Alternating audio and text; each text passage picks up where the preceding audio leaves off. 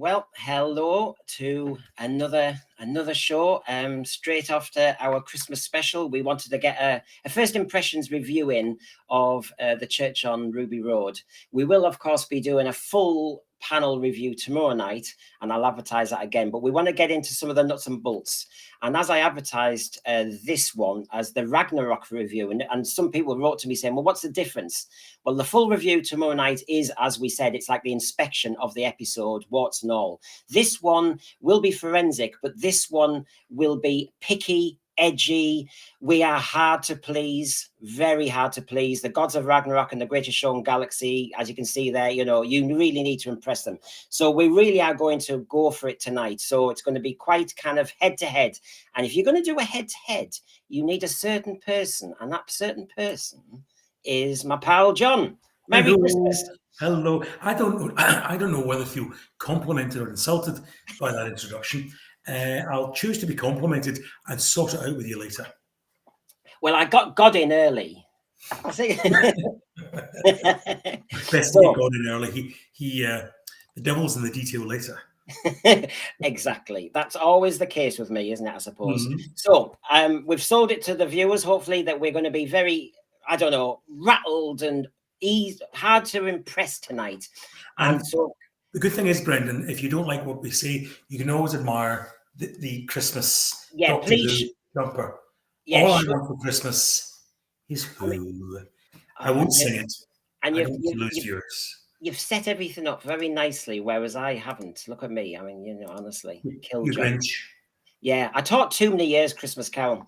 Okay, then. So if we're going to get into the real reads of this, it's an item we're going to have when me and John do the Ragnarok reviews, and it's our panopticon polemic. Hard to say. I haven't had a drink today. There you go. Easy for you to say.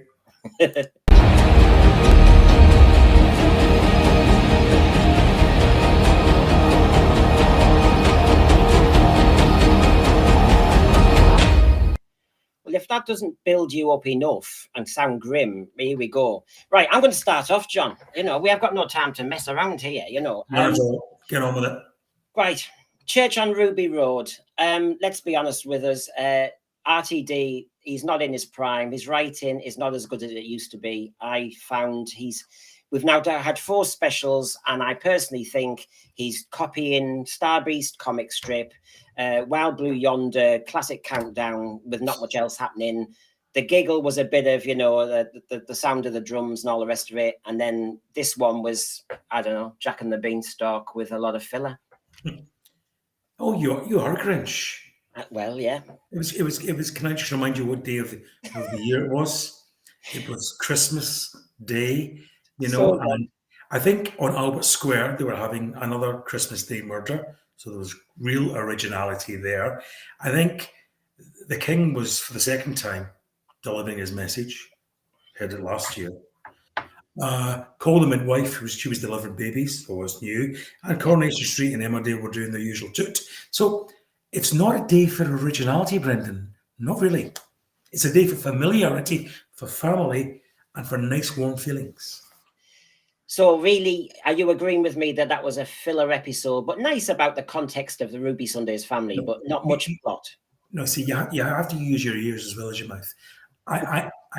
I'm not agreeing with you. What it was a Christmas Day episode, and it was designed specifically to do 2 things. 1, to make us feel warm and Christmassy, and 2, to hook people in who might not normally watch Doctor Who, because they'll be sitting there, as I was, well anaesthetised and a captive audience, and you want to make sure that audience carries forward to whenever the new series appears. So to that extent, and we can get into the weeds of it later on, as you say, but to that extent, it did its job. I mean, I will venture one thing. As a god of Ragnarok, I don't want to be too kind of, kind and benevolent. However, my mum, who absolutely despises Doctor Who, absolutely despises it, thinks it's absolute tosh. She sat next to me and she watched it, and I thought, when's she going to leave the room? And when we got the closing credits, and I then looked at her and she said, I enjoyed that. And I said, why did you enjoy it? I was extremely suspicious. Why did you enjoy Doctor Who? You're not supposed to. And and she said, it was easy watching. Yes. And I thought, well, yeah, you could blow the cannon apart here. Yeah, exactly. It was easy watching. There were no brain cells needed. And that's what you remember. People aren't dealing with brain cells. Most of them, as I say, have been numbed by an overindulgence of food and drink on that particular day. So it has to be very easy for people watching it. I'm not saying yet that I like this or that I didn't like it. All I'm saying is it was Christmas Day and there were certain things this episode had to do. Now, latterly, Doctor Who Christmas Day episodes weren't doing that.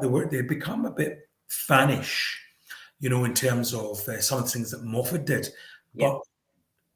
But Russell Davies was very upfront with what he did with Doctor Who Christmas specials, apart perhaps from the Tennant, the original Tennant regeneration and the End of Time.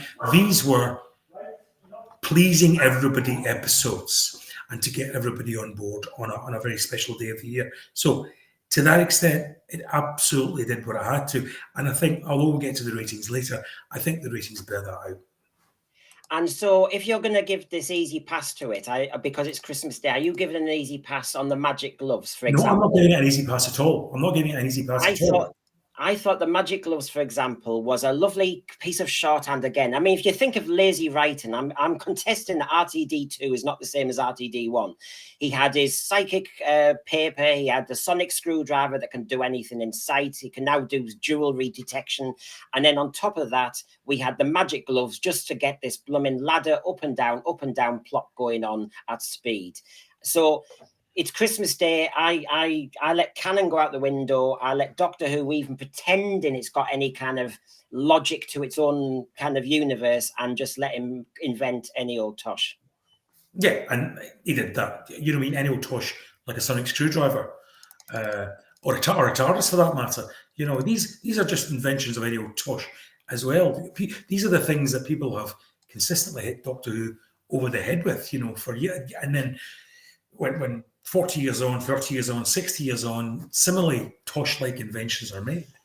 I want to be entertained. No, in any logical sense at all. Now, it may well be lazy writing. I'm not disputing that, and we can get, as I say, into the weeds of this if you want. I'm not giving it a free pass. What I'm saying to you is, when fans accuse a writer of lazy writing because, or slag off an invention like the Mavity gloves, then I think they're not looking at the totality of what Doctor Who is about and who it's for, really. Talking about the Mavity gloves, which I am contesting is taking Doctor Who into kind of Harry Potter territory. The other element, because you did say, sorry, is that a bad thing? Well, it's going to be up against Harry Potter soon again when the series comes back with J.K. Rowling at the helm. But I thought sometimes you have to have a unique selling point as a program rather than copy or echo the other one that you're competing against. Yeah, and Doctor Who has that. We have a TARDIS. We have something that no other franchise has. But Harry Potter does not have a sort of monopoly on mysticism and magic. There was plenty of mysticism and magic in Doctor Who well before Harry Potter. It just had a scientific explanation to it. The whole of the demons, for example, was a Joe Pertwee story from the early 70s, was basically just black magic, but it was explained that black magic was in fact the science of the demons from the planet Deimos. So Doctor Who's been doing this for some time as well. I don't dispute the fact that I think we are going very much into the realms of magic and mysticism and fantasy more than we've ever done. And it may well be that we don't get a physical scientific explanation for it, like we didn't do in the Church on Ruby Road. But again, Doctor Who has enough USP by itself, I think, to differentiate it from whatever Harry Potter's doing. It's a shame. I mean, for example, I'll try, dare I, as a God of Ragnarok, to get into the head of J.K. Rowling. Is J.K. Rowling thinking, I might be up against Doctor Who, I better have some space? Exactly. And this is the point. Doctor Who is writing and producing itself from a position of weakness. And it needs to kind of see what it's up against and kind of emulate that and hope it grabs some of the viewers over. Whereas J.K. Rowling will just do what she knows is right. She knows her product. And I know we discussed this many months ago or somewhere else, but that, you know, J.K. Rowling knows her product, whereas RTD is apparently a custodian of a product. And there's a lot of questions about whether he's really protecting this product at all. Yeah, well, you say that's all true. I mean, I can't speak at all about what J.K. Rowling does and what Harry Potter is. It's not a franchise I've any interest in. I'm aware of it, but I have no real interest in it. But Doctor Who as a concept has always ridden the wave of whatever's popular at the time as well. It was drawn very heavily on what's going on around it. The whole of the Pertwee era was basically Jason King and James Bond and all that 70s stuff going on. Tom Baker was basically Hammer horror with a bit of sci-fi thrown in as well. And interestingly, Philip Hinchcliffe had said himself that had he cast the Doctor after Peter Davison, he would have gone as sort of Raiders of the Lost Ark time, because that was of the moment then as well. So Doctor Who has always sort of done sort of grandmother's footsteps behind whatever it is in the franchise. And that's because Doctor Who is an extremely adaptable format, and the basics remain the same. It's a Time Lord travelling in the TARDIS with a companion, but you can do all sorts of formats with it. And I think that's the strength of it. If at the moment, in this iteration, Doctor Who chooses to be fantastical and it chooses to be mythical, and that appears to be copying what's going on in another franchise, provided what Doctor Who does is good, provided it's not lazily written, then I don't care. I don't mind. It doesn't bother me in the slightest. I know what you're saying, and I see where you're coming from. We're supposed to be godmothers. I tell you what, how could we sit together as gods of Ragnarok? Eh? We'd be beating each other up. No, no. I see what you're saying, but I think because recently, under Chris Chibnall, the bones of Doctor Who have been kind of rearranged, the core of the program, that to start really playing around with different genres and everything, which, yes, has been successful in the past, is just really risking the whole product itself. Because I would have thought RTD in his second iteration would be just trying to get back to the brass tacks of what makes Doctor Who, instead of dabbling too much, stirring the pot again. I think a lot of fans who are trying to be tolerant, actually, are actually thinking, can we not, throw everything up in the air? Can we just get back to some classic stories and just get on with it for a while? And then you can do your play later. But I think that's what he's doing, because I refer the Honourable Gentleman to the comments I made earlier, which are precisely that. Yes, Chibnall did all this, but the difference between Chibnall and Russell Davies is Chibnall's a hack writer. He can't write. So the writing was poor. The characterizations were poor. The companions had no character. It was just very badly written. There was nothing there to keep even the most interested of fans on board, while at the same time he was playing with canon, moving things out of place and changing the shape and look of Doctor Who as well. Provided Russell Davies I don't think he's at all playing with the canonicity of the programme much yet. It doesn't appear to be. He's done the thing in the giggle with bioregeneration, but we had arguments with that before. I don't think that changes much in terms of the roots of the programme. But provided, even if he does choose to make this iteration something a little bit different and changes the canon, whatever, again, provided it's well written, provided it entertains me, provided it keeps me going, I don't mind, because essentially this is a piece of television entertainment, and that's what it's got to do. It's got to entertain us. I don't want to be lectured at. I don't want to be told which way to think. I don't want to be wokerized, whatever it is. That's not what I just want to be entertained. And I want to be told good, exciting, scary if necessary, humorous where possible stories with good characters, well explained, well written, well paced. Now, whether the Church on Ruby Road was that is a different issue entirely. But what it was better written, better characterised than anything we had in the previous 3 years. So to that extent, tick, VG. Better written, and I grant you he's given a better context to the companion. He's given a fuller, richer background to that character. Much better than we saw from characters under Chibnall's era. But where was the Doctor Who element? I mean, climbing up the ladder twice to do some quick hocus pocus and crash the blooming goblin ship was hardly a story. And I think the flaws in Doctor Who under RTD now are quite clear, which is if he won't do episodic, if he won't go for cliffhanger, we are never going to get to a point where there's any element of tension. You tell me where the tension was in the Church on Ruby Road, the giggle, the proper tension. Well, hold on. Okay, but this is the point. We're not actually debated the quality of the story yet. What I said about this was it was better written than any of Chibnall's stuff. That's true. Whether it was well written is a different matter entirely. I just think it was better written because you can see a person who knows what he's doing. He knows Doctor Who. He knows how, or he should know how to structure a Christmas special and get people on board. And to a certain extent, he did that. Now, there was a whole lot wrong with the pacing of this story. I thought there was huge chunks of time where I thought, especially towards the end, where not a great deal seemed to happen. The programme seemed to finish, then it moved on to something else. Yeah, there's a whole lot of, you're right, there wasn't a lot of tension where there could have been, and what tension there was easily solved, with a click of a switch and Mavity gloves or whatever. But, Doctor Who's done all that sort of stuff before across every iteration it's ever done. But yeah, there's a lot. I have a lot of issue with this particular story. But given what it was and when it was shown and the day it was shown on, and given how it turned out, I don't know what the AI is, Brendan. Do you? I think it's done its job.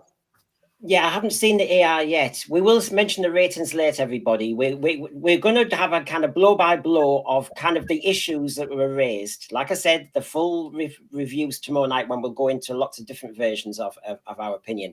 But this is kind of really just to kind of butt heads a little bit. Are we pleased with what we saw? Now, I've raised a few. I'm just going to mention two more. I'll put them together, John, and then I'll see whether we can tease out one or two of your issues as well.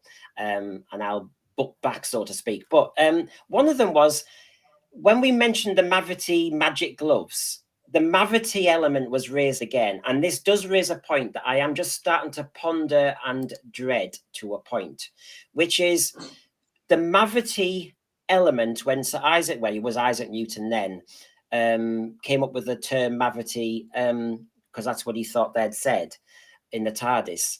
What we've got here is probably a hint that we're going to do multiverse.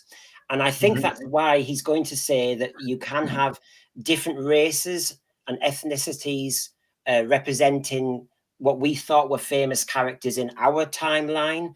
And of course, I think this is some version of ethnic fluidity or different timelines of our own history. So I suppose the argument could be you could have Winston Churchill coming from somewhere else, that sort of thing.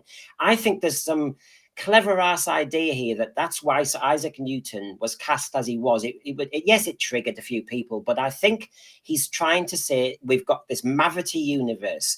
Now, that was one point I wanted to say. Please hold on to that, because my other one was, it was on the Jeopardy front. And I really did start thinking about RTD. And I thought, right, let's be fair here with him. And what I've got here are all his stories he wrote for Doctor Who. And when I went through them myself, and I know it's smaller there, John, I'm not sure if you can really see them on that screen, but I'm not giving away my age or my... I'll make them bigger. I'll make them a bit bigger for now. These are my judgments, just my judgments, because I thought, listen, how impressed am I with Russell Davies in the first place? I was pleased what he did in 2005 overall. I was pleased with various sins, but because I'm a God of Ragnarok tonight, I'm going to be really edgy. I thought, right, hold on a minute. When has he made me really tense? When has he got me really nervous, scared even? And I know I'm older than the kids, but I know when the kids would guess, So I've put in green Midnight Turn Left and The Waters of Mars as the ones I think where RTD probably did really scare the kids. These are stories he's written, none of Moffat's, where we had, Are You My Mummy, Weeping Angels and all that stuff.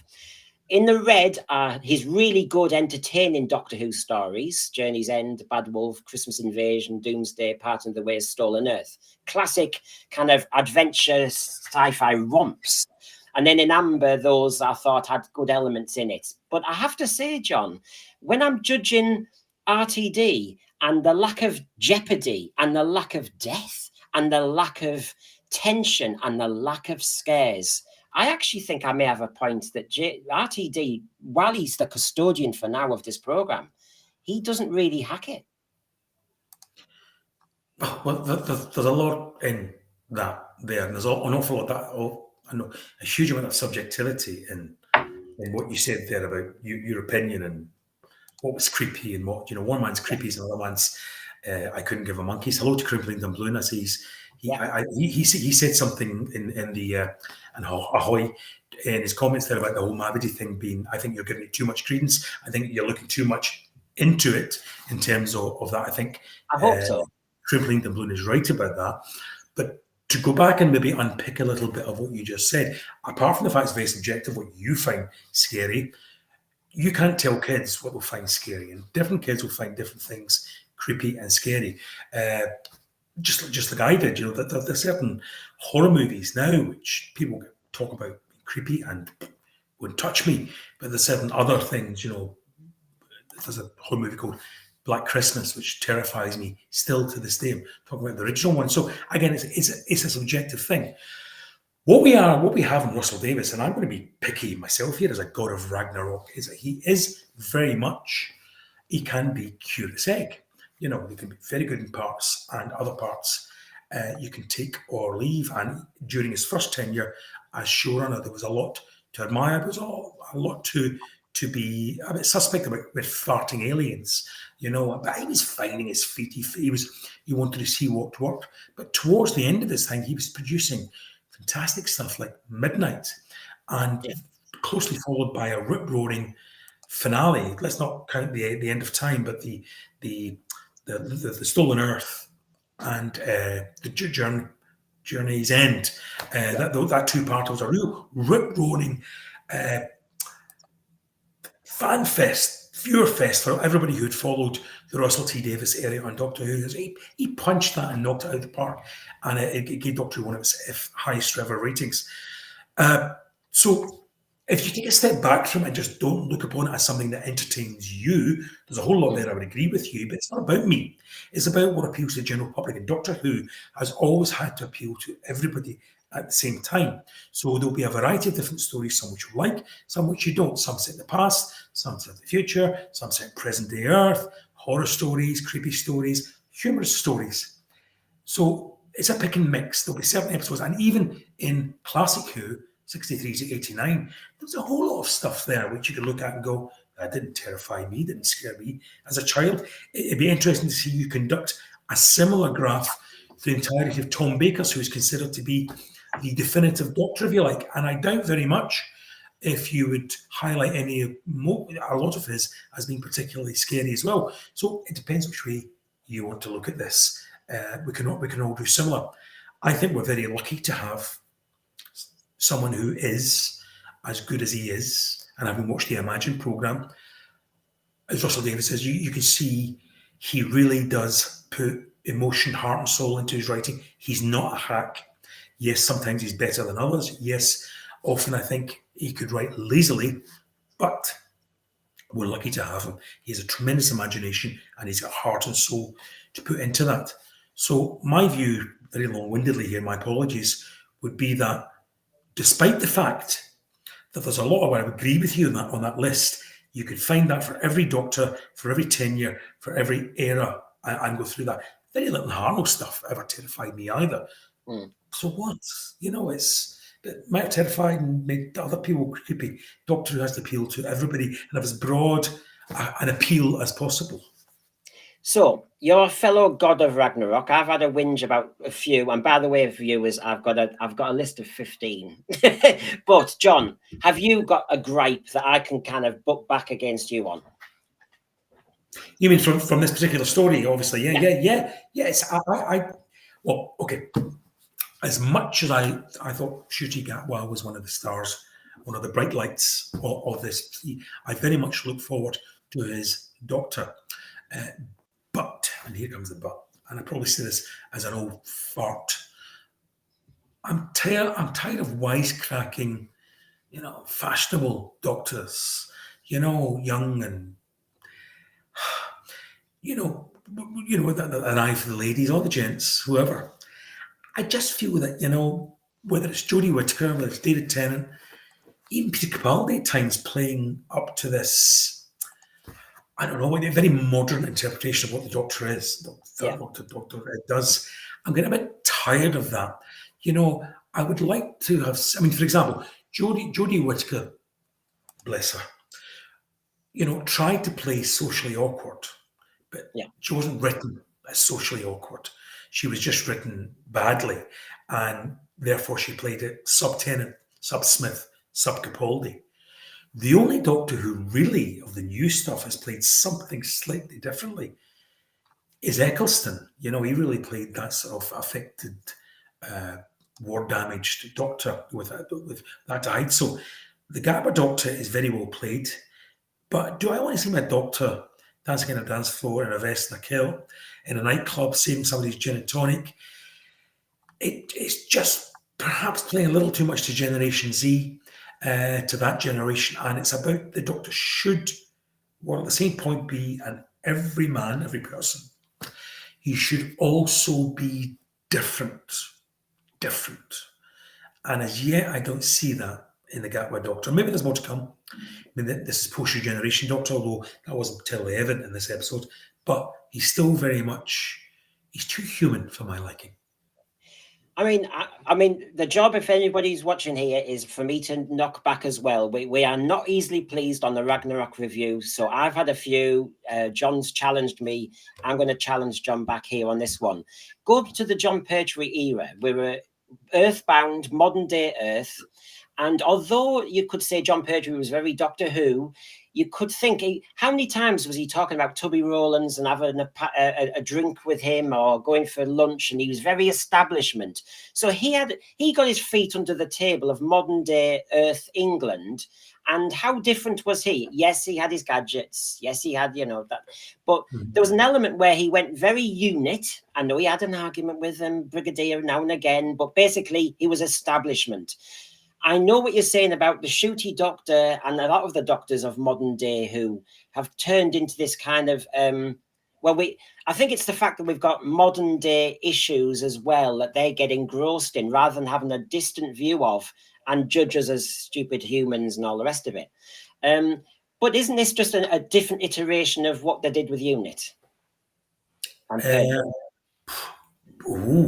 No. If you want a short answer, no. If you want the longer answer, absolutely not.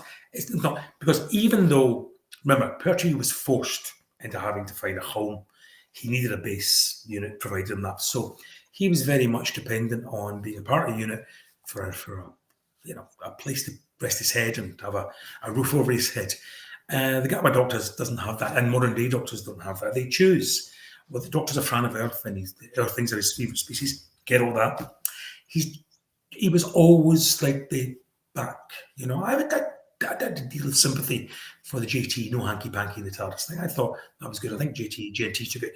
Johnny Turner, that is one of the previous producers of Doctor Who, took it a bit too far, I think, and made the Doctor 2 emotion free. But nonetheless, I think we've got on too much the other way. No, so the Gatwa Doctor, no, he's not like Pertwee. This is very much a Doctor who's bombing about in a nightclub. I don't know if they met Tubby Rowland in that particular nightclub. It was never established whether Tubby Rowland went to nightclubs. Or maybe leather clubs, more likely, who knows? Well, you never know. Yeah, indeed, you don't.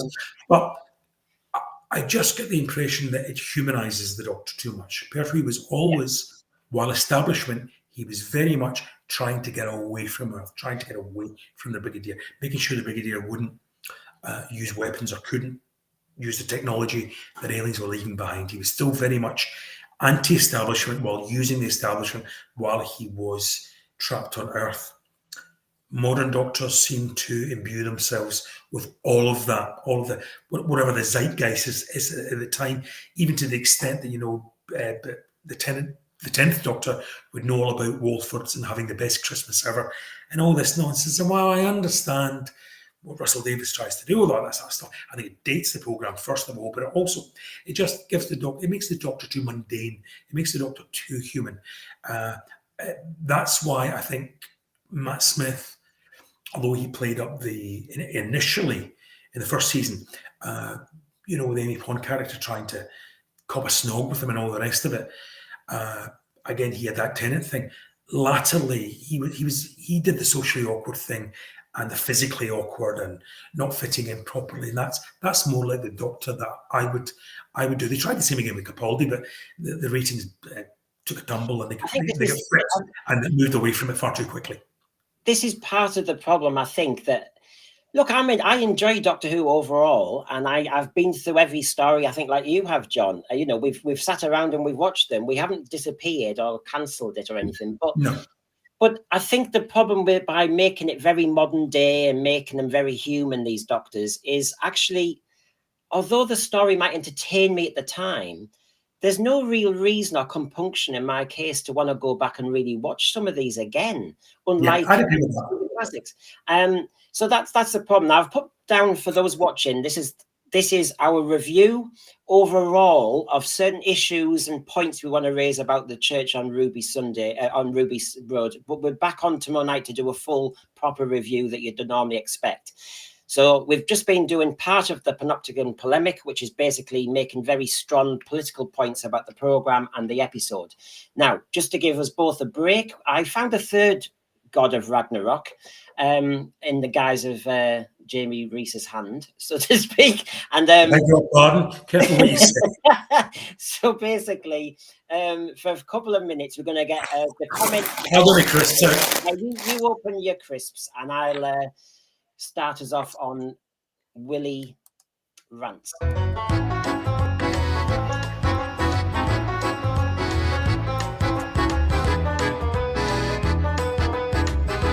Ask you, what are you doing in a pub, the Ram Inn, on Christmas Day? Oh, I'm here because of Doctor Frickin' Who.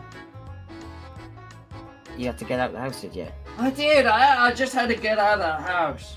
Look, we're all Doctor Who fans here. We're having a chat about the episode. I'm Brendan. This is John. What's your name? What the daft geeky group you must be. Clearly unmarried. That's not true. If you love that tribe. I'm Mr. Stroker, by the way. Right. Hello, Mr. Stroker. But we're all in first name terms. Brendan, John, what's your first name? Just so we're all friendly. Okay. You can call me Willy. Willy Stroker. Oh, no, I think we'll stick to Mr. Stroker. I think that's probably best. So do your family watch Doctor Who, Mr. Stroker? Yes, I'm afraid so. In fact, I've left all the other Strokers at home in the dark, watching the rest of Doctor Who.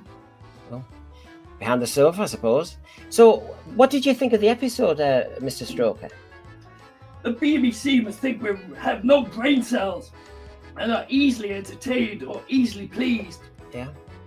I thought I was watching the plot of Jack and the Beanstalk. Oh, that's not bad, was it? Up the ladder, down the ladder, sing a song, over. Do you know what? I pay my license fee for this. Well, we all do, yeah. The cost of living crisis too? Let me just say, there were no happy strokers in our house at this Christmas. Oh, that's sad to hear. No happy strokers. Was there no Christmas cheer in the episode? Did you not find some Christmas cheer there, Mr. Stroker? What? Eating babies and singing about it? Well, none of me. Do me, babe. Do me a favor. It was like watching pantomime, mixed with blue gremlins and dressed like pirates. Oh, God. Do you know what? The more I listen to you, we're in a village here, the Ram Inn. Where's the accent from? Where are you from? I'm from the deep south, sonny. Oh, yeah. The deep south, meaning South Yorkshire, Sheffield. Indeedy, son. Where else? I've never been abroad. Anyhow, nobody does a decent pint of beer like the Brits. Oh, look, we're trying to talk about Doctor Who. What did you think of the plot? What did you think of the story? Listen, my little one, Fidgety Stroker, thought it was a wafer-thin plot. Well, boring, in other words. And how slow was that conveyor belt? It's like the generation game. If the baby was food, she'd be school-age by the time that Jabba the Hutt ate her. Oh, you love exaggeration, don't you? It's that bad. It was like, if bad luck brings goblins, yep. My bad luck was watching this empty entertainment. Well, I think you're going OTT. Come on. No, listen, I remember when John Pertwee had a proper sonic screwdriver. You're going way back here. Not a cheap James Bond impersonation with those magic gardening gloves. With Glenn. I thought the gardening gloves are... Well, sorry, not the gardening gloves, the magic gloves. I thought... There are gardening gloves. You're confusing me. You're so angry. How many pints have you had? So, you weren't happy, were you, Mr. Stroker? No, not at all. I'm going back to John. Imagine John Purdy singing, "We built this city on that planet with polystyrene." Or the City of the Exelons with Death of the Daleks. Yeah, those ones with the machine gun toting Daleks. Got you. Look, I'm going to leave you to your pint and the ramming on Christmas Day. Me and John will try and talk sense. You look after yourself, Mr. Stroker. We'll love and leave you. Bye. It's been good meeting you. See you, Sonny. Yeah, see you again. Bye.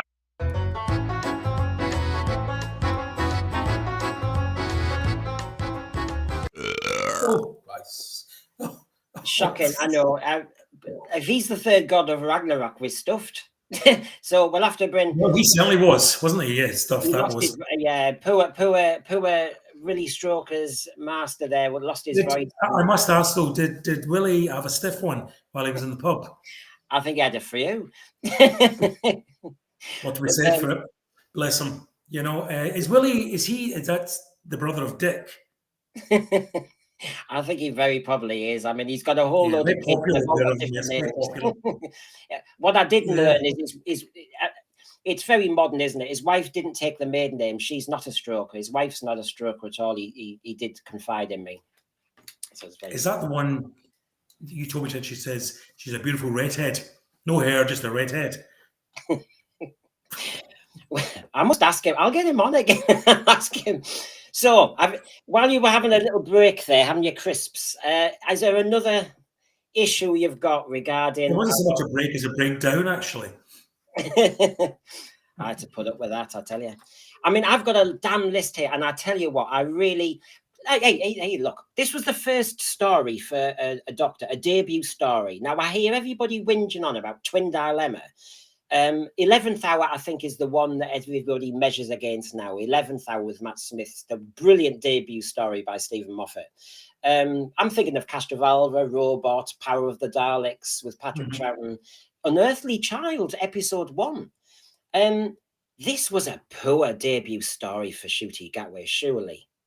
Yeah, well, in comparison to all of those, yes, it was. Parking the Twin Dilemma, Time in the Rani, which I actually, I do have a fondness for. I've never bought the 11th Hour thing, the mastery of that. It's never appealed to me as a brilliant opening story. I fine, it was great. It was saved by Matt Smith, I thought. It was a nice twist in the way they did it. But I much prefer Deep Breath, to be honest with you, over the 11th Hour.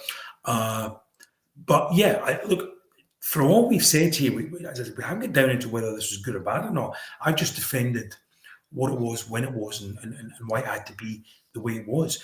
Doctor Who is a fantasy programme, even though it has always had a sci-fi attachment to it. It's never been sci-fi in the way that Star Trek, Star Wars, or any of those other things are. Doctor Who has always been fantastical, more so than any of those other have been.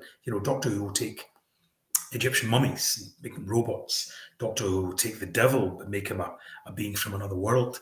So, we may now be just straying into this more overtly than ever and without looking for a scientific explanation for it. But as a story, as an opening, I would like to have seen far more new Doctorness to, I would like to have seen him picked an outfit. I would like to see him, maybe now the sonic screwdriver, like the TARDIS seems to change with each Doctor. I would like to have seen maybe a little scene with that. So yeah, this could have been at any point in the Ncuti Gatwa existence. We don't know whether or not this follows straight on from when he left the 14th Doctor at the end of the Giggle. Maybe that gap's been left deliberately for Russell Davies's pals at Big Finish, something I never involved myself in, but maybe he's left that gap specifically for that, to let some solo adventures happen. Maybe as part of this wider universe that he's created, we might get at some point a chance for Ncuti to do some solo adventures himself. I don't know. But was it our first Doctor type story in the same way that a lot of the others have been. No, it wasn't. No, it wasn't. It was more an introduction to Ruby Sunday and her family than it was to the Shooty Doctor. And I felt, unlike Rose, where we were, Rose was just an every woman, who discovered the Doctor, living in a council estate, the family, and that wonderful scene at the beginning where we saw her 24 hours getting up, going to bed, going to work, going back, mundane life that we all have, and then into that life walks the Doctor. In this, what we got was a whole mystery surrounding the Ruby character having to be laid on quite thick as well, that we didn't get with Rose. So it was trying to do a whole lot of stuff, and the Doctor then didn't get his debut story, if you like, where it was we're finding out who he is. We were finding out who Ruby was, with a bit of she was discovering the Doctor too. I disagree with that. No, there's so many ways I could go with this. I mean, one thing I wanted to say when we were focused on the Ruby Sunday storyline, which I think they set up quite nicely, really. And you got the 3 generations of women and very well done. Yeah, and a Foster story background. And some cute bits. I mean, I like the contrast between, the 33 kids on the fridge compared to if the timeline was different. But this is where I'm going to bring my point up about the timelines. Now, you see, I said at the beginning of this program, and I know RTD has been accused of this before with shorthand and shortcuts and possibly lazy writing. But this is where I'm really going to dig down further, John. Barry Letts and Terence Dix would sit down and discuss how far they could be inconsistent along timelines. They called it the Blinovich limitation effect. They based it on the science by Sam Blinovich. They were discussing real science and how far they could go or wanted to go with their program. Mm-hmm. And Dave the Daleks, as you know, was one of those where they actually discussed this. And they kind of said, you can't go back. Now, if I was Adric, I'd be pretty peed off that Peter Davison's Doctor wouldn't go back and save him, unlike the Doctor here going back to save Ruby Sunday, or the Doctor here going to save Davina McCall from being impaled by a star on a Christmas tree. Or Father's Day, Rose should be really peed off with the Chris Eccleston Doctor because he said, no, I can't help out with your dad. Now, and, we have Pyramids of Mars where, the Tom Baker Doctor showed us, sorry, Sarah, we have to stick with this timeline. If we don't, this happens. So there was a kind of a consistency within the hocus pocus, I suppose, of Doctor Who, where we can't cross a timeline. We can't change timelines. The first law of time. And now we've got him going back thinking, oh, I'm going to put the baby back there. Oh, I can't have Ruby Sunday eaten by goblins because I just don't want it. Or I can't have Davina McCall die because she's Davina McCall. What's the blooming point? Yeah, and I think, for once I'm going to mostly agree with you as a God of Ragnarok and be picky about this particular aspect of the story. I think you're right. But what we have here is, I think, Russell Davis, when he wrote the examples you gave there, back in the Adric example, he's subsequently now been influenced by the programme.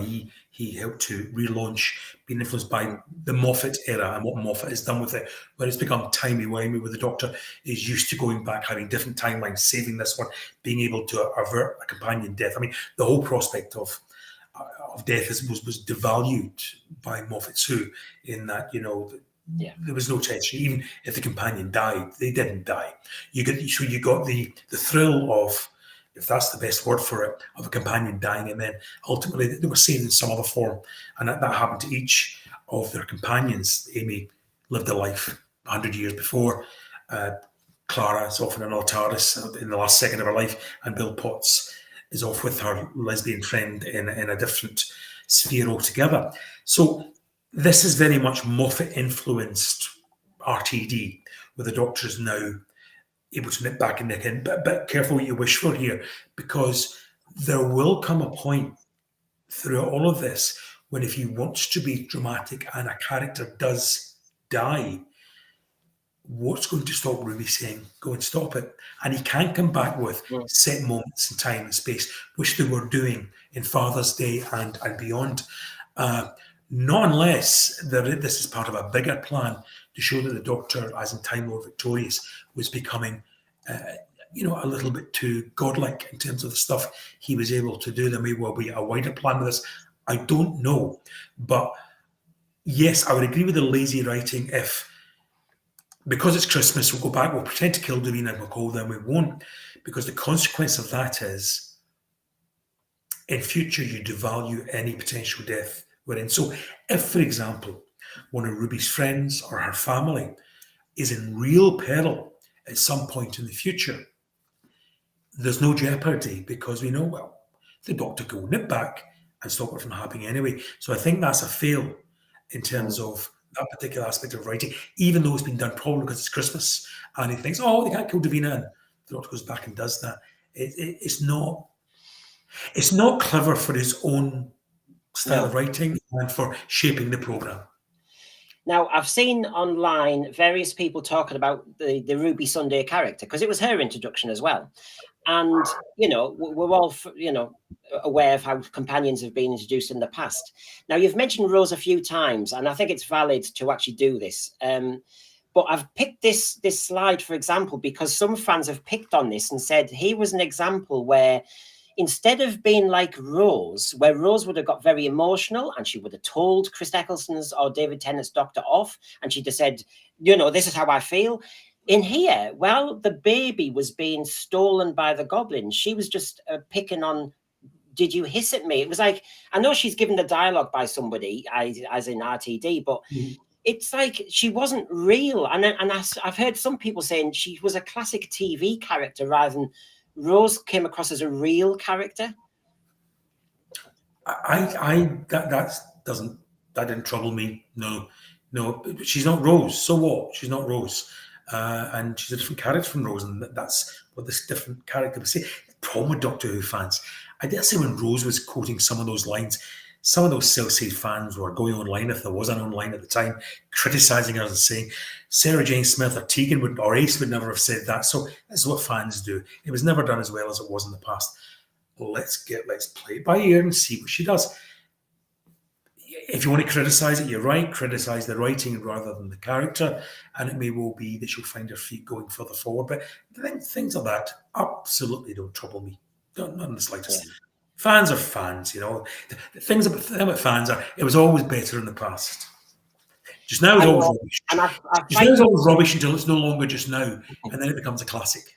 I fight that. I know. I try my best to fight that all the time. I'm just bringing up Crimpline's point here about what we were previously talking about the timeline, Blinovich, possible nonsense. And of course, Crimpline's going, well, actually, the difference might be that the Doctor was correct in the goblins change to the timeline, kind of rectifying it back. So I see what you're saying, Crimpline. I didn't see that at the time, but I can see where you're coming from, and you might be right. Yeah, but he certainly changed the timeline regarding what happened when they stole Ruby instead of Lulabelle. But I think the Davina McCall thing has not changed anybody's timeline. I mean, that was what happened. Yeah. So that was the thing I was more dodgy, if you like, and that was a tip of the Christmas hat, perhaps, to saying, we do something silly and then reinstate it later on, and then the Doctor becomes a personal friend of Davina's. I don't know. But yeah, that's the dodgy part of that. What he did regarding the going back in time with the baby is nothing more or less than Moffat's Doctors did for a long, long while, going back and fixing things and changing things. So there was nothing new here, but the Davina McCall thing was worrying. Not for Davina McCall, because she came back in the end, bless her, but just in terms of for the sake of a joke, for the sake of a Christmas bit of spectacle, he's given himself maybe problems for later. Now, I'm just going to obviously reference some of the great stuff in the story, and I think I compare well to... I didn't know Cyril Smith was in it. I know. When you watch The Giggle, for example, The Giggle had those great puppet characters. In our review, please go and watch, everybody. We did actually contend that could have been made better of and built up more suspense.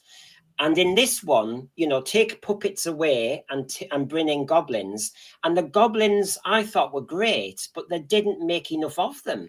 So the Goblin King didn't really even speak. I was expecting him to be like Jabba the Hutt. He didn't even speak. Mm-hmm. Now, my problem here, my next contention as a God of Ragnarok in this picky review, is, of course, we started to hit, and I'm going in the wrong direction. That's classic. Can't talk and do two things at the same time. Get your hand properly on the knob, your friend, Mr. Stoker. Yeah, I'll get him back on. Was the singing Doctor and the singing Ruby Sunday and the kind of show tunes. And I'm going to say before you, will be contrary with me and say it's okay. It was Christmas. I'm going to say this. We know that Jinx Monsoon has been appointed and cast. She can sing. We know that Bonnie Lanford has been cast. She can sing. We know that Shooty can sing. We know that Millie Gibson can sing. And we know there's a Beatles story. And we know that Jonathan Groff in the Regency episode can sing. So I'm not just saying I don't like a song on Christmas Day, because we've had little songs before with Murray Gold, and he's done them very well, actually. But what I would say is this seems this time to be a bigger deal and a real taste of where we're going to go with this. And he's actually said it, RTD. I'm not genius. He's actually said this, hasn't he? He wants to do musical. He wants to get more music into Doctor Who. And he's certainly cast a load of people who can blooming well sing. Bring them all together. And I start to wonder whether, now you've seen the Russell Davies documentary as I have, and the production team shocked me. The Bad Wolf production team said that the 80s Doctor Who was an entertainment pastiche. And I will contest that what they are starting to concoct here is another entertainment pastiche. And your evidence is? The casting of many people who can sing and dance. Hello, is that just coincidence? And No, the fact that, and the fact that, sorry.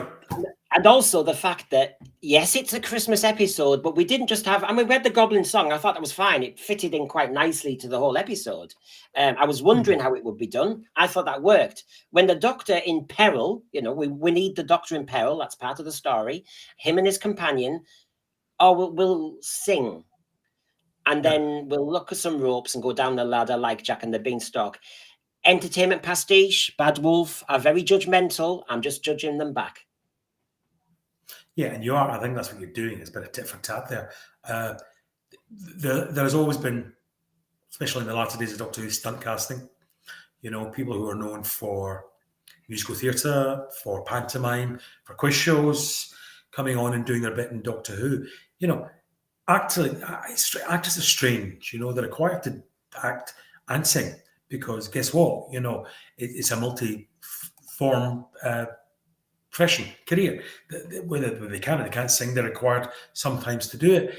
And Doctor Who, again, it's a flexible format.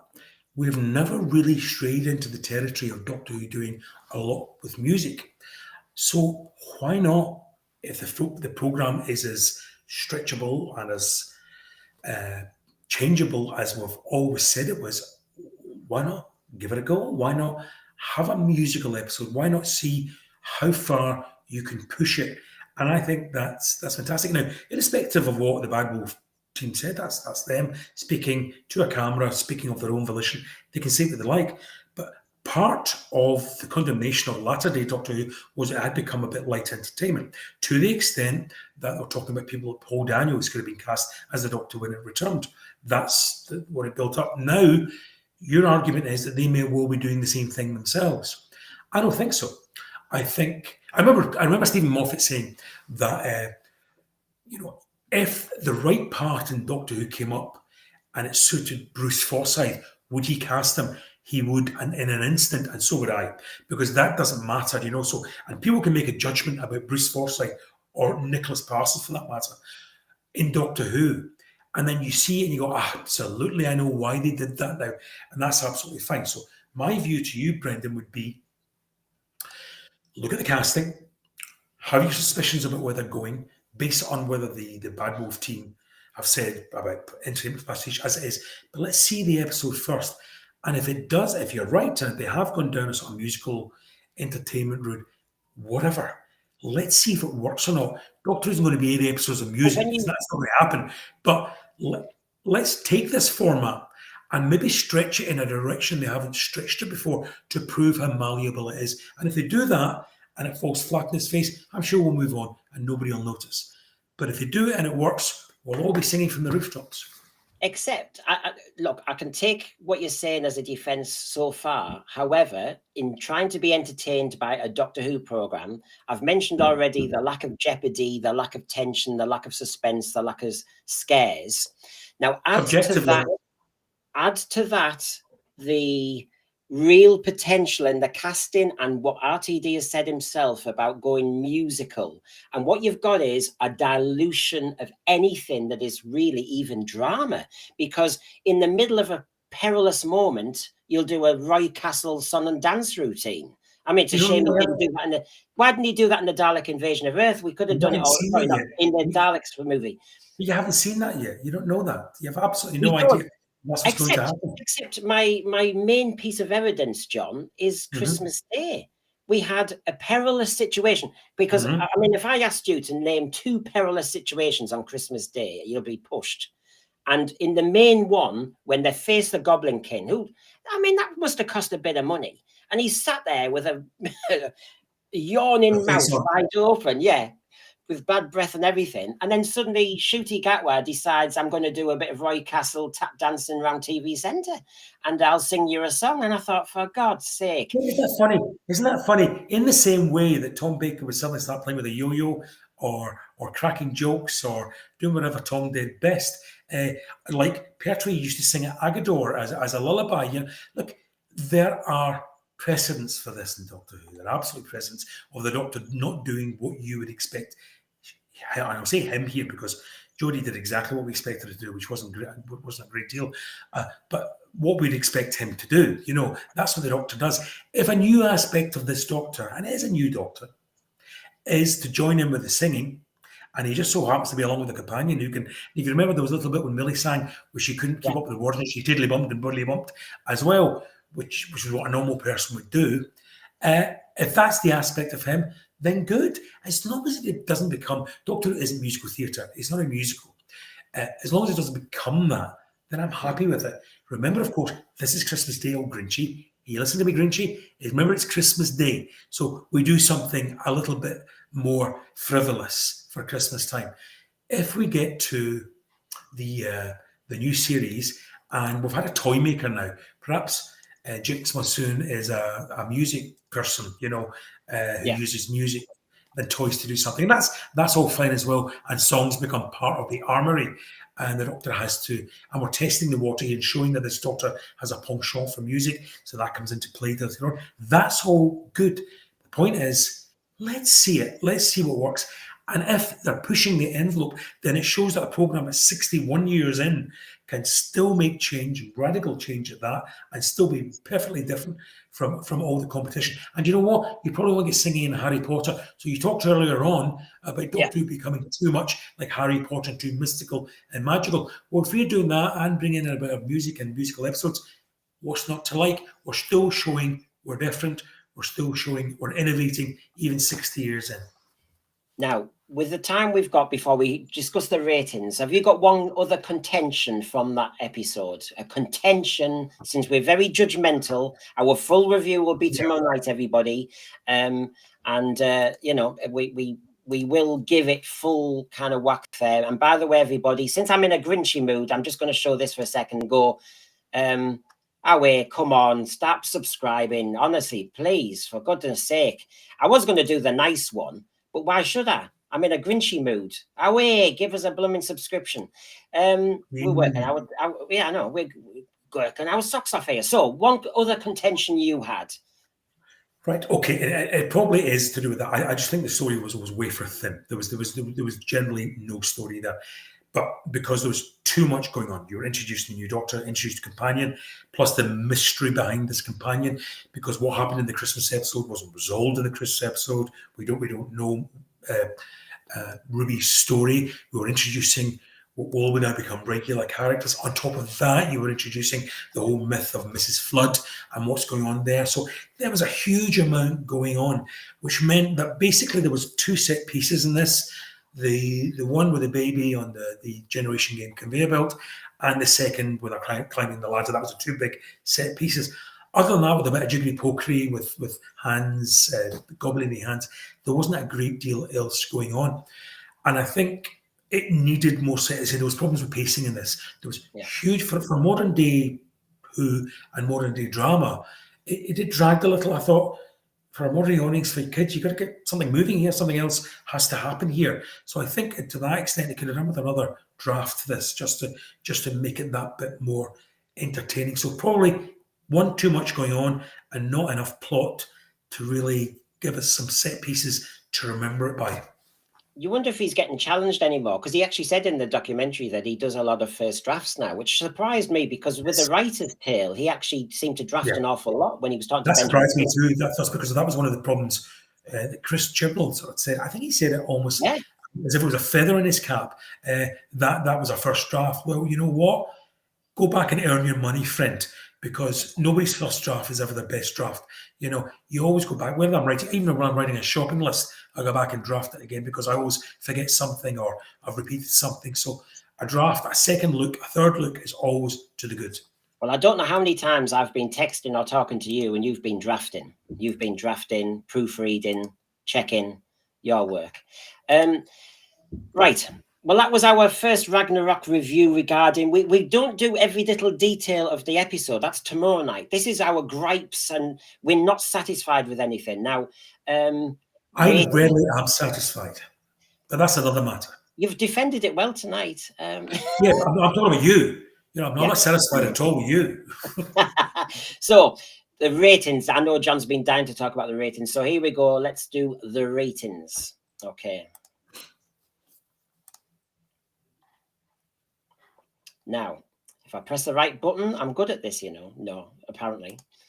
Get your hand on the knob.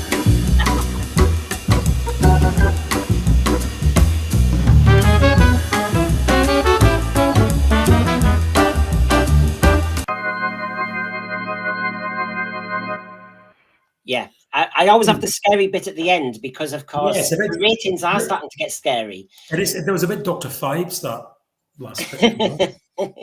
Right, here we go. Let's get straight to it. This is what we wanted to talk about. Was it a success or not? Now, if you can see from there, BBC One whopped it. But BBC One always does, doesn't it, on Christmas Day? Yes.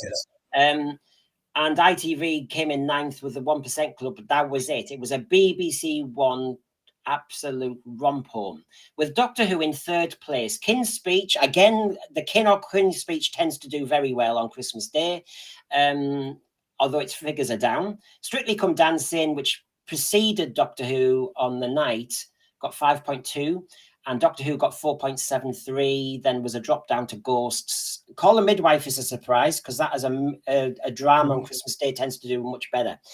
But there you go. And actually, Doctor Who beat EastEnders, so I can't gripe. I am shocked at how the ratings are going down for just television. I know why, but I'm just shocked that, gosh, are we just really just raking over the scraps of people left who aren't on Netflix or somewhere else? Television is published now. It's not something that is watched, you know, in the main. It's published, you know, and that's why nowadays when I rarely see live television now. I do everything on catch up, and I should be of the generation, I think still, who would maybe tune in for something. And Christmas Day tends to be one of those days where you might still get a bit of that. So but it's things get published now rather than people sitting down live to watch it. So, and the King's Christmas message, you have to remember that's over every channel. So that's not just the BBC One viewing audience. That takes in ITV, Sky, whatever, whoever showed it at the same time. So the King's there doing a bit of cheating to get himself on top. Yeah. So I think Doctor Who's done exceedingly well there to beat Call the Midwife. Coronation Street EastEnders not even appearing, Emmerdale rather, not appearing in the top 10. EastEnders appearing there for the first time in the top 10 for quite some weeks now, I think. But it begs the question to me that actually, if the figures are going so low down across the board, and Doctor Who is holding its own within that, so it's kind of well done, Doctor Who. I can't knock RTD and Bad Wolf therefore in one respect, but in another respect, Is it that the people are just easy? The ones who are left, it's easily pleased, and you don't have to give them much. I'm going to go back to my mum. My mum just said it was easy watching, and she detests Doctor Who. And when I dug down and asked her more questions about what did she mean it was easy watching, she just said I didn't have to think. And I thought, that's never been an observation made about Doctor Who. Never. It's normally in talking over people, or the gobbledygook kind of misses people or fails to engage. Okay, well done, Doctor Who, in third place, but I just wonder whether we're just the best of the dregs. No, well, there's several things that are on there and what you're talking about. It's not as if Doctor Who stands out as bucking the trend from what's going on with current viewership. In fact, anything Doctor Who is looking good. With that, because if you remember, we're post Chris Chibnall now with the Doctor Who live viewing figures have fallen to 1 point whatever million. The Doctor had never been so low, classic or new Who.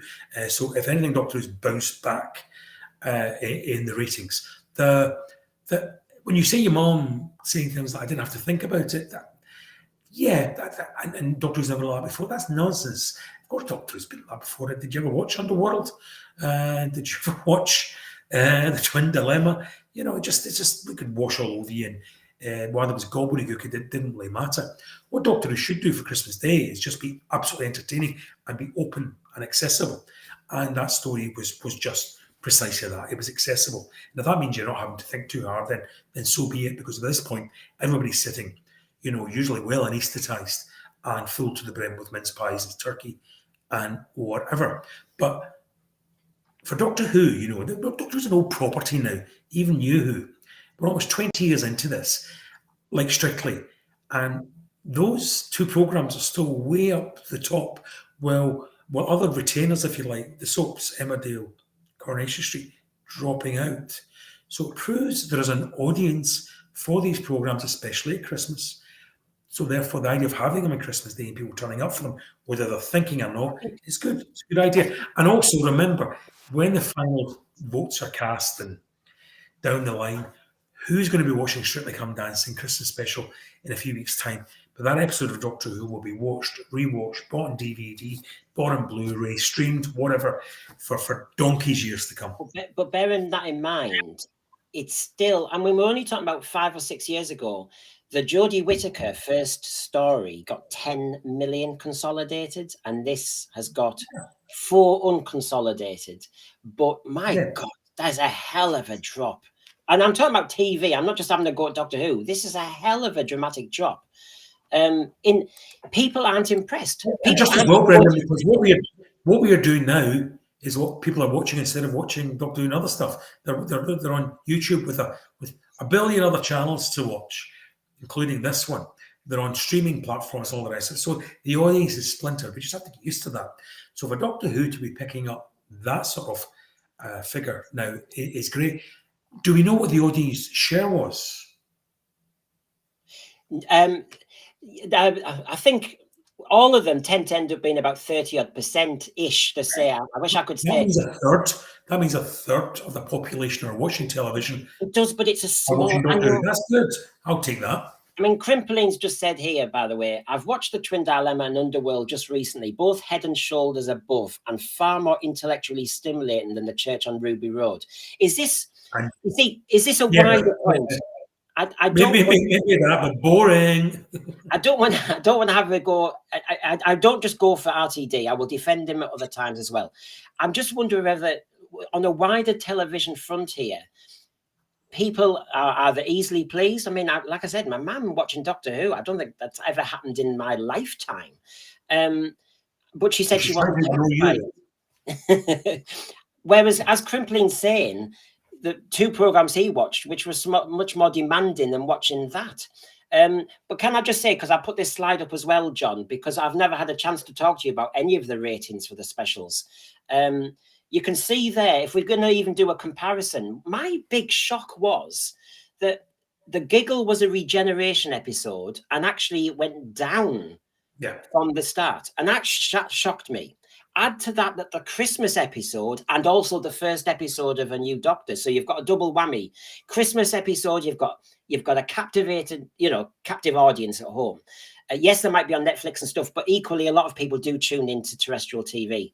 That's assumed. 4.73, it's gone up by 100,000. I mean, this is ridiculous, surely. Yeah. If this is a launch of A New Doctor, I think the concern should be if this is a starting point. Remember, Jodie Whittaker started at 10 million. Where are we going? Yeah, look, I'm not going to disagree with that. You'll be surprised to hear. I think the heyday has been reached. I think there was probably a huge amount of overhype about this era, and that was done in the same way that the Russell T Davies and Phil Collinson and all that crew do tend to engage in hyperbole all the time. So this new era, I think people thought we were coming into Doctor Who going back to its heyday. I don't think that was ever going to happen. For that to happen, I think Doctor Who will have to go away for a good little while and then come back again. So yeah, those viewing figures aren't great, but what they are though is a far, far better than what they were at the end of the Chibnall era. So what it proves is that there is still an appetite there for people who want to watch Doctor Who. So at least half as much, if not that again, who want to watch Doctor Who switched off during the Chibnall era because they were tired of Doctor Who, they just didn't like what was being fed to them. The 10 million, new Doctor, female Doctor, let's see what it is, and then voila, it all dropped suddenly because it's basically SH1T. This time round, there's a chance for it perhaps to grow like the Eccleston and Tennant stuff did. So let's see what happens with that.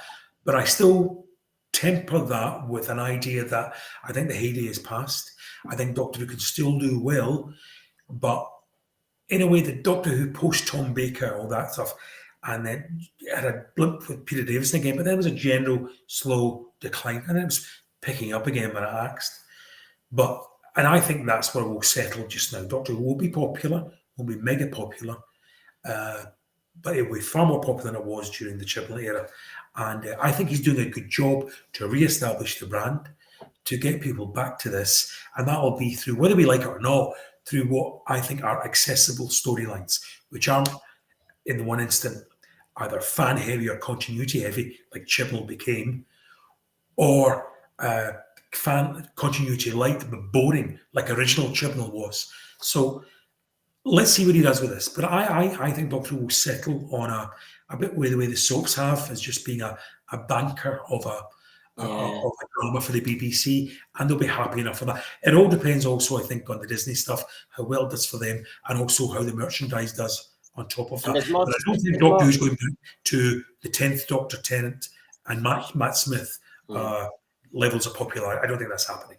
I mean, I've saved some of the stuff about Disney for tomorrow night's full review. Obviously, we're not going to cover everything tonight. I take your point that it's kind of got that, it's settled at a kind of just above EastEnders Emmerdale level, and the soaps have been dying a death as well.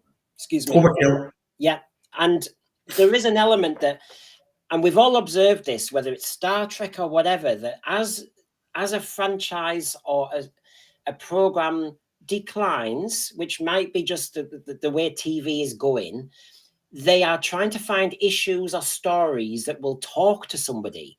And this is when do we fall into you said earlier about we're stuck in modern Earth and it's too human as a Doctor, whether we're falling into, I'll say them quickly, gender ideology stuff, critical race theory, that things like that are kind of getting thrown at the program to try and find a hook. No, well, if they are, if that's why they're doing it, then they're very silly, because that will appeal to the 0.01% of the population who spend all the day on X or Twitter fighting it out over that. No, what Doctor Who has to do to find an audience is get dads and mums sitting down with their kids again, knowing that this is an entertaining hoot of a program that they can enjoy together. And people like you and I, who are kids at heart, can still continue to enjoy it too. That's the way to secure the next bundle of viewers. Because very much now, it terrifies me to think this, but people who are sitting down now with kids, were kids themselves when Doctor Who came back in 2005, will now be sitting down with their own children and watching this. And that's what Doctor Who has to do to get a new audience on board, not talk to the trans generation, Generation Z, or people who've got issues, woke issues, whatever it is. It just has to be entertaining, scary, humorous, funny. Have a star name in it every now and again as well, and just keep dads and mums and uncles and aunties and grands and grandpas, whoever it is, sitting next to the kids on the couch and entertaining everybody all at the same time. That way around, Doctor Who will continue to do well. And I think that's the point, and we'll pick it up tomorrow night as well. I mean, I think when Doctor Who or anything like EastEnders starts to target at an audience, you're onto a losing wicket. You should just aim to be entertaining, suspenseful, or whatever your modus operandi is, but don't start to then kind of dissect your potential audience. So I agree with that point. And so we've come to the kind of conclusion of the Ragnarok review, but my God, there's so much more to say. And I know you'll have many, many more different opinions and details to talk about in our full show tomorrow night, John. I've hardly started. I'm going to be more of a chair tomorrow night. I have a judgment and I will give my judgment, but obviously my job will be to maybe chair it a little bit more and let everybody else have their say. I've had a bit of my say tonight. So thanks for coming on for that. I still have mistakes to make. I've got to press a few more buttons. So let's see if there's any more bloopers coming ahead. But thanks for that. Here we go. So please join us tomorrow night at 4 p.m. again, 1600 hours UK time. Please join us. Please subscribe. There's my threat. Please come on. We're all working our butts off here. Away, give it a subscribe. And yeah, join us tomorrow night. Full inspection of the episode. We've got our 3 criteria. And as you know, even if you just want to see us at the beginning, our burning issues when we'll have 4 or 5 talking heads and we will be arguing about what we have really found problematic or challenging. And we'll try and come to an opinion on where we all think about this episode. So if you want to tune in and find out what John thinks of the episode and what his judgment is, whether it's, special measures, good, or all the rest of it, please join us tomorrow night. So anyway, thanks for coming, John. It's been a delight talking to you over the Christmas. You're welcome, Brendan. Thanks, guys. And just to say, Crimpling, enjoy your turkey curry. Thanks for coming on, Crimpling. Thanks for your support.